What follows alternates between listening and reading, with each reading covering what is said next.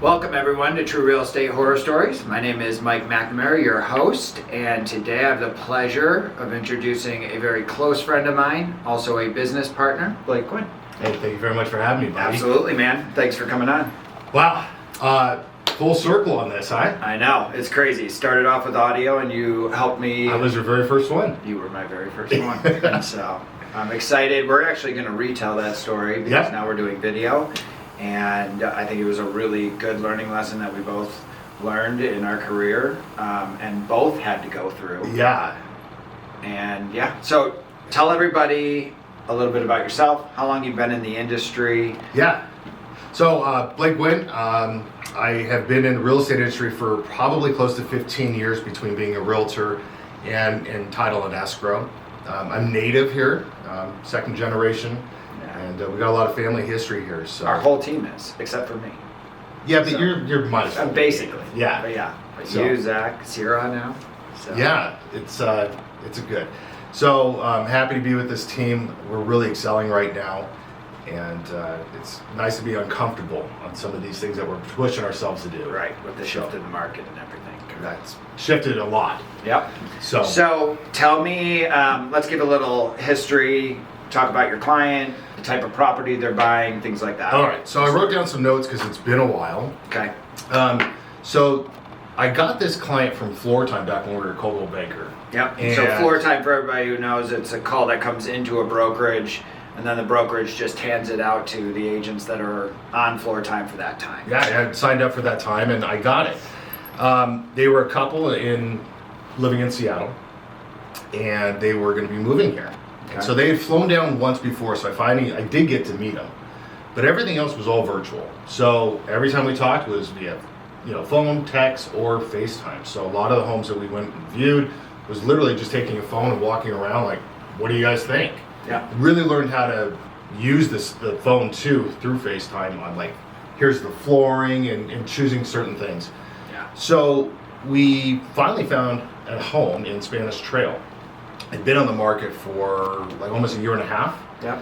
And so a couple price reductions, and the sellers were flippers, and so they weren't selling, so they decided they were going to remodel the kitchen, essentially. So that was really the only piece of the home that was remodeled was the kitchen, and they did a good job. It was beautiful. Now, did they, the sellers that were selling, you said they were flippers, so did they buy this for cheap and then put money into it, or did they already own it? I believe it was a foreclosure. Okay. Like 2 years prior, they bought it, and so they were, just trying to make some money on it. Okay. On the surface, everything looked great. We actually got in contract on that under list price. I think it was like $20,000 or $30,000 under list price. What was the price point? I believe it was listed for $540,000. Okay. So $540,000, we get in, and this is where it takes kind of a fun point. So we have our home inspection, and it is the longest report I've ever seen. It was like 65 pages long. Yay. And I remember kind of like picking up my jaw off the floor, just going, oh my God, I don't know what to do with this. And you're going through, and it's just item after item after item. And so my client is very analytical. Okay. Very analytical. So let me ask you this question before we go any further. When you have an analytical client, is there anything that you do to prep them before they get an inspection report? I don't believe I did it that time. Okay. Moving forward with I use a certain inspector, and I like him because I feel he's also that same way, where I prep them saying, hey, he's kind of anal on this thing. He's a former contractor, so be prepared. There's going to be anything he finds, he's going to put in there. Yeah. That was this inspector as well. So something I do just before we keep going is if I know my client's analytical, I'll prep them in my buyer's consultation. I'll let them know, we're going to get an inspection done.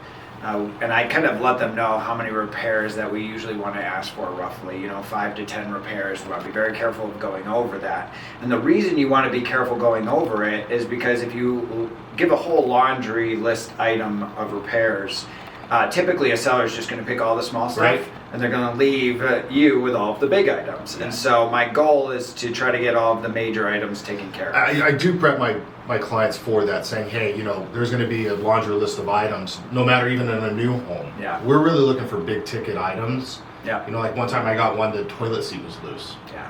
I'm gonna bypass on that one. Yeah. So anyway, so we get back this report and we go through it with the husband and wife, and we write down essentially like 95%. I was of just the about items. to say, if he's analytical, he probably put 80% of this thing. It was like So, 95%. yeah. And so I said, hey, first thing, I think we should, there's a lot of items. I highly doubt they're ever going to accept this. What I think we should do is ask for a credit. And looking at it, I would roughly say about $10,000. So that's what we wrote the first repair request for, was a credit towards our closing costs of $10,000. Which I would have done the same thing. I think that if there's that many items, you're much better going off of getting a credit so that you're not having to get an inspector back out there to check these repairs. You don't know how long these repairs are going to take, so if the repairs, you know, if the credit, it's a credit, Right. it keeps going. If it's repairs, you just don't know. So the sellers reject the $10,000. So now my client's like, fine. Which is common with investors, by the way. Right. Investors do not like giving credit. They'd rather use their own contractors because they usually have contractors that do it for pretty cheap Yep. and do the work cheap. And so, okay, keep going. So so my client's like, let's turn the items in. There was so many items I had to write on the repair request. Please see Word doc. It was a 3-page Word document that was full. We sent it in, and they accepted. So they didn't even counter, they accepted all repairs. They accepted all repairs. Wow. Okay. So we're still in due diligence. We finally get that done, and you know we're just going through the buying process now. Trying to get the CIC appraisal comes back. We actually they're actually walking into equity if we close on this thing and appraise for like $550. Mm-hmm. And so now the next thing is just repairs, and Right. their seller is giving us, or the agent is giving us receipts that items are being repaired. Gotcha. But because there's so many items, before we close, we want to have a reinspection. So about a week before we do the reinspection, we send out our inspector, and every red flag goes off yet again. He's like, So a week before closing, you have the inspector go back out to the property. Yep. Which is something that I also do on most of my repair requests. If there's a big laundry list Yep. and I'm having them actually repair them and not give us a credit, is I actually pay for that for my client just as a customer service. Make sure that, and it's a little bit of a protection for myself, is that while I went above and beyond, got an inspector back out there, these repairs were made, just in case anything, you know, after they move in, Yeah. and they find other repair issues, at least they know that we did as much as we could to try to protect them. So that's what you did, which is great. we did pay for the reinspection. Yep. That's what we did. And so the inspector comes back and goes, I hate to break it to you, nothing has been repaired. Nothing. This is a week before A closing. week before closing, and so, you know, I'm still new, and I'm start panicking. I think I called you just, oh my God, I don't know what to do. Yeah. You know, we're panicking. I got to call a client now and Yeah. let him know that nothing has been repaired and kind of prep him for what's happening. And that's a hard conversation. And remind me, they were moving here from Seattle, right? So at this very time, they were in the truck moving, driving to worst case Vegas. scenario. Okay. Because we have that closing date, everything's supposed to be Mhm. closing on that date, so they're planning their trip. Yeah. And so about 3 days before closing, that's kind of when I think we tried to put everything together. Yep. And so the listing agent, God bless his soul, he worked with us on that. He did. He was not trying to hide, and he was like, oh my God, well, I have the contractors and they're the ones providing it. Yeah. And really, in that situation, there's everything is, let me think about how to say this. The decision is on your client, your buyer, on Correct. what he wants to do. So you guys have an inspector go out there. The inspector says nothing's been repaired. We're 3 days away from closing now. Your buyer, basically, that's his walkthrough because he's not here. Correct. And so your buyer has the ability to stop the sale and wait until everything is completed, and then once everything's been confirmed completed, he can then move forward and close on the property.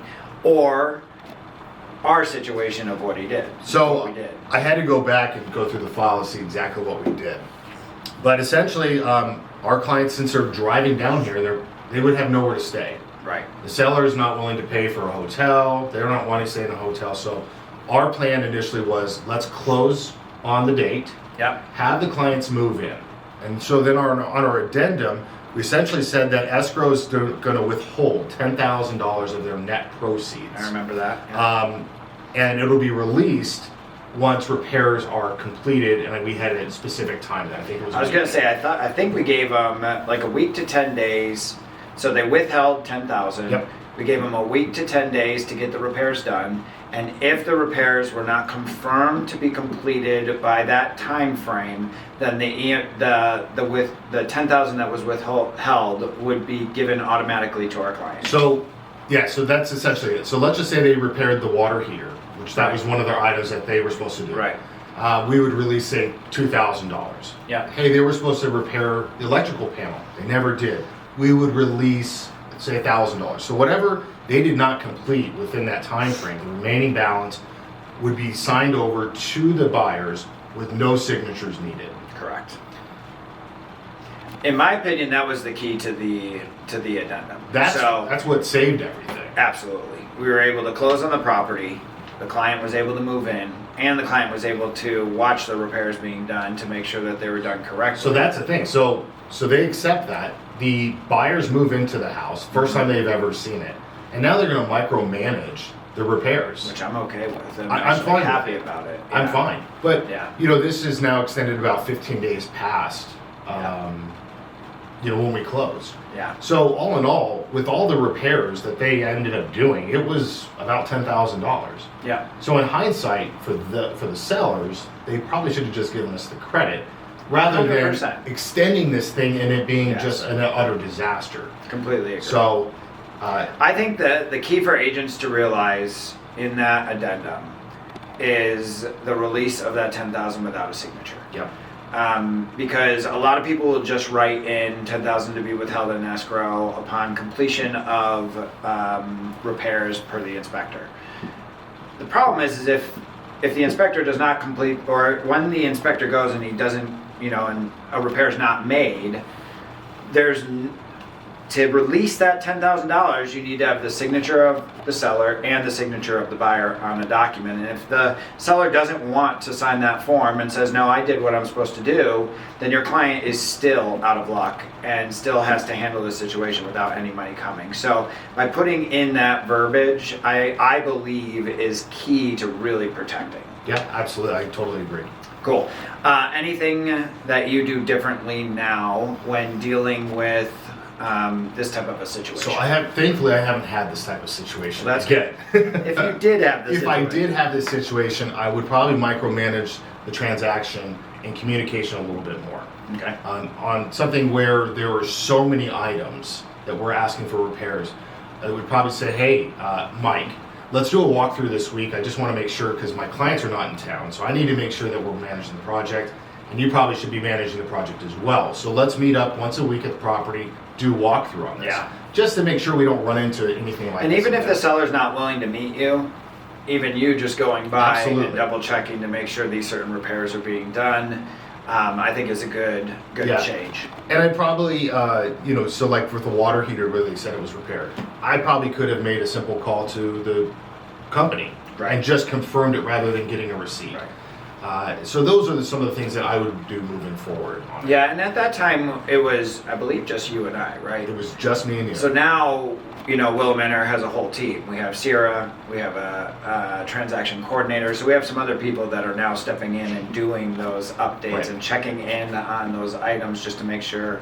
they're done and we're not running into the issues at the end of the Yeah. deal. So, Yeah, it would be difficult for me now to be able to go there every single week and Right. just by myself. because as you get busier, that's pretty tough. Yet we still want to protect. Right.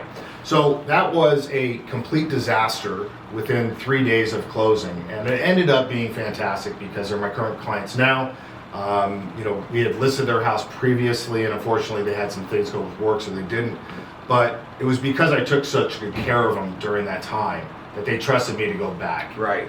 And so that's And something that I think also, that's another mistake that I see a lot of agents make is when things start to go sideways, their communication drops. And in my opinion, it needs to be the reverse. If things go sideways, communication needs to be daily. with that client. Yep. And so they don't feel that all of a sudden, they're paying you. They hired you. They want you, on their side, helping them through this Even process. if it's the worst news possible, unfortunately, hey guys, this is currently where we're at, and this is what we're doing to try to solve the issue. Yep, absolutely. Those Awesome. are my takeaways. So 2 things.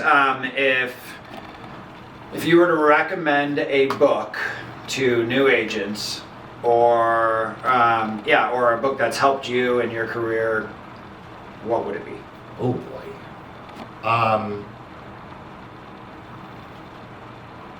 It's not a book, but I took a class that you guys recommended for me. Mm-hmm. And I think last year was really tough on a lot of agents, mentally, physically. I took a class, and what it did for me mentally and physically on all aspects of my life has really moved me forward for this year. I'm the most successful I've been this year when the market is on a downturn. Yeah, you're doing great. And I think you've closed 5 already. You've got 2 more coming, and maybe a 3rd and a 4th. So I think it more or less it was a class that I took rather than a book. Okay. I learned better not by reading but by being there, and so it was something that I would recommend to newer agents, just to fully understand yourself and what you need to give. It also taught how to listen too. Yeah.